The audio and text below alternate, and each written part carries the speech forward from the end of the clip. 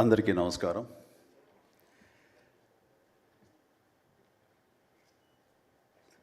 దిగ్దర్శకులు రాఘవేంద్ర గారు, కోదండరామరెడ్డి గారు, Gopal, young directors like Bobby, Vasishta, like నా నిర్మాతలు అల్లు అరవింద్ గారు, అశ్విని దత్ గారు, కెఎస్ రామారావు, శ్యామ్ ప్రసాద్ రెడ్డి, జెమినీ కిరణ్, తమ్మారెడ్డి భరద్వాజ్ గారు, అలా యంగ్ ప్రొడ్యూసర్ విక్కీ అండ్ పాత్రికేయ మిత్రులకు, అలాగే నా బ్లడ్ బ్రదర్స్, బ్లడ్ సిస్టర్స్, నా హృదయపూర్వక నమస్కారం. సో ఫస్ట్ ఆఫ్ ఆల్ ఈ ఈవెంట్ ఇంత గ్లామర్గా, ఇంత మెమొరబుల్గా ఉంది అంటే దానికి ప్రధానమైన కారణం నా మిత్రుడు Aamir Khan. Aamirji, thank you so much. And with a small message and a phone call, you made it. And your presence made this moment as a memorable moment. Really, thank you so much. And I never forget this gesture from your side. And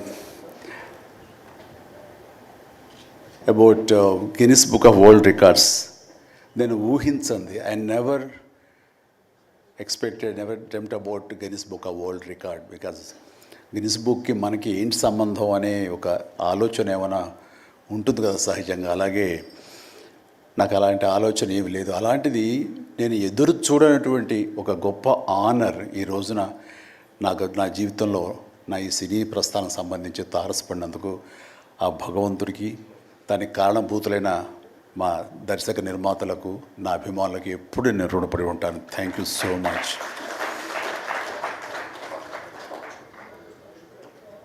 నాకు dances మీద, బహుశా నటన కంటే కూడా ముందు నుంచి కూడా dances మీద నాకున్నటువంటి ఇంట్రెస్ట్ ఈ రోజున ఈ అవార్డు వచ్చేలా చేసిందా అని నాకు అనిపిస్తుంటుంది. ఎందుకంటే ముందు నటనకి శ్రీకారం చుట్టే కంటే, ఓనమాలు దిద్దుకునే దానికంటే నేను ఫస్ట్ డ్యాన్స్కి నేను ఓనమాలు దిద్దానేమో అనిపిస్తుంటుంది. నా చిన్నప్పుడు మా చుట్టూ ఉండే వాళ్ళని ఎంటర్టైన్ చేయడం కోసంగా ఈవినింగ్ అయ్యేసరికి అప్పట్లో ఉండే వివిధ భారతి కానీ, లేకపోతే శ్రీలంక సిలోన్, రేడియో సిలోన్ కానీ, వీటిల్లో వచ్చే కొన్ని తెలుగు పాటలకి అదే మాకు source of inspiration. Recording songs అవి రావడానికి అప్పుడు గ్రామ్ ఫోన్లు కానీ, టేప్ రికార్డులు కానీ ఇవన్నీ కూడా ఉండే పరిస్థితి కాదు ఆర్థికంగా. అలాంటి వారానికి ఒకసారి రేడియోలో ఎప్పుడు పాటలు వస్తాయా అని అందరూ ఎదురు చూసేవాళ్ళు. రాగానే శంకర్బాబుని పిలవండి, డ్యాన్స్ వేస్తాడు, మనల్ని అలరిస్తాడు అని వాళ్ళందరూ ఉత్సాహంగా ఉంటే వాళ్ళ ఉత్సాహానికి నేను మరింత ప్రోత్సాహంగా తీసుకుని దాన్ని డ్యాన్స్లు వేస్తుండేవాడిని. అట్లాగా అవి డ్యాన్సులు అంటారా, బాడీ కదలిక అంటారా ఏమో తెలియదు, ఒక ఎనర్జీగా అవి ప్రజెంట్ చేయటం అనేది ఒక్కడే తెలుసు నాకు. 7th class, 6th class, 8th class ఆ ప్రాంతంలో.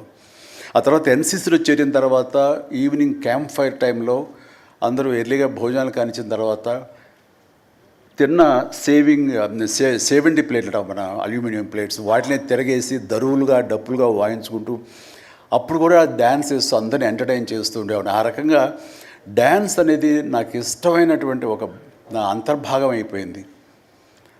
అలాగా డ్యాన్స్ నేను వేరుగా ఎప్పుడు చూడండి, ఎప్పుడు హుషారు ఉన్న సరే అందుకంటే ముందు లేచిపోయి డాన్సెస్ వేయటం. Bharat gets its biggest port. Massive Vadhavan port worth ₹76,000.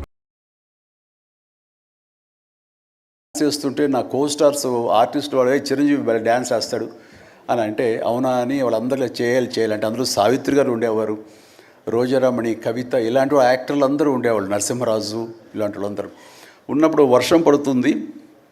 ఒక పంచలో డ్యాన్స్ చేయాల్సి వచ్చింది. అది ఈస్ట్ గోదావరి రాజమండ్రి దగ్గర ఒక పల్లెటూళ్ళలో. ఆ పంచలో జల్లు పడుతూ కూడా మొత్తం తడితడిగా ఉండింది. అయినా సరే డ్యాన్స్ అడగడం పాపం ఎవరైనా సరే వెంటనే ఎలాంటి ఇన్హిబిషన్ లేకుండా చేయడం అనేది నాకు అలవాటు. అలాగే టేప్ రికార్డ్ డ్రాయింగ్ చేసి అప్పట్లో డ్యాన్స్ చేస్తున్నాను. మధ్యలో కాల్ జారి కింద పడిపోయాను. పడితే అది కింద పడిన తర్వాత ఆపకుండా వాళ్ళందరూ అయ్యో అన్నారు. అనేసరికి దాన్ని నాగిని డ్యాన్స్గా మార్చేసుకొని చేస్తే ఎక్కడ లేని అప్పలాస్ వచ్చేస్తుంది.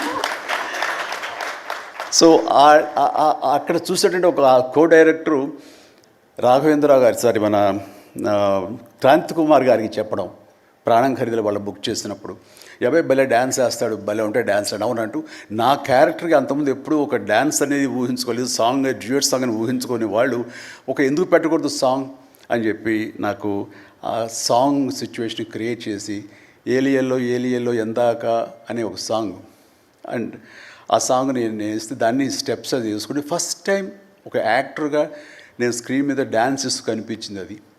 దానికంటే ముందు మన ప్రాణం ఖరీదు పునాది రాళ్ళలో కూడా అలాగే ఫ్రెండ్స్ మధ్య డ్యాన్స్ వేస్తూ నేనే సెంటర్ ఆఫ్ అట్రాక్షన్గా ఉంటూ చేశాను. అలాగా నా డ్యాన్స్ స్కిల్ అన్నది ఎక్స్ట్రాగా నాకు ఒక బెనిఫిట్ అయ్యింది, నాకు ఎక్స్ట్రాగా అది ఉపయోగపడింది. తర్వాత అరవింద్ గారికి, జయకృష్ణ ఇలాంటి వాళ్ళందరికీ కూడా తెలుసు. అండ్ లింగమూర్తి గారు ఉండేవారు, ఆయన డిస్ట్రిబ్యూషన్కి చీఫ్. అప్పట్లో ఆయన రాగానే ఆయన ఏ ప్రొడ్యూసర్స్ని పిలుస్తారు, ఎవరి కథ ఓకే అంటారు, ఎవరికి డబ్బులు శాంక్షన్ చేస్తారని డిస్ట్రిబ్యూటర్స్ మీద ఆధారపడే రోజులు నిర్మాతలు. అలాంటి సమయంలో వేరు నాకంటే సీనియర్ హీరోస్, పెద్ద హీరోస్ ఎవరితోటో కథలు అనుకుంటుండగా ఆ చిరంజీవి అని అతను కొత్తగా వస్తాడుగా, అతనితో పెట్టి చేస్తే మీకు ఇంత డబ్బుగా ఇస్తాను, లేదంటే మామూలు అయితే కనుక దాన్ని లిమిటెడ్గా ఇంతే ఇస్తాను అనేసరికి డబ్బు ఎక్కువ ఇస్తానంటున్నారు అంటూ ఆయన లింగమూర్తి గారు నన్ను రికమెండ్ చేసేసరికి నా వైపే అందరూ కలిసి ఇతనే పెట్టుకుందాం అనేవాళ్ళు. అతను ఏంటంటే ప్రజానాడి, ఆడియన్స్ ఏమనుకుంటున్నారు, ఆడియన్స్ ఇతను సాంగ్స్ కోసంగా పదే సినిమాలకు వస్తున్నారు, ఇలాంటి వాడితో సినిమాలు తీస్తే మనకి 4 డబ్బులు వస్తాయి కదా, కమర్షియల్గా వైబుల్గా ఉంటుందని ఉద్దేశంతో ఆయన ఆ రకంగా అప్పట్లో నా ప్రొడ్యూసర్తో అనడం అండ్ వాళ్ళు కూడా నన్ను ఆప్ చేయటం నాకు ఆ రకంగా డ్యాన్సెస్ అనేది ఒక ఎడ్జిని తీసుకొచ్చింది.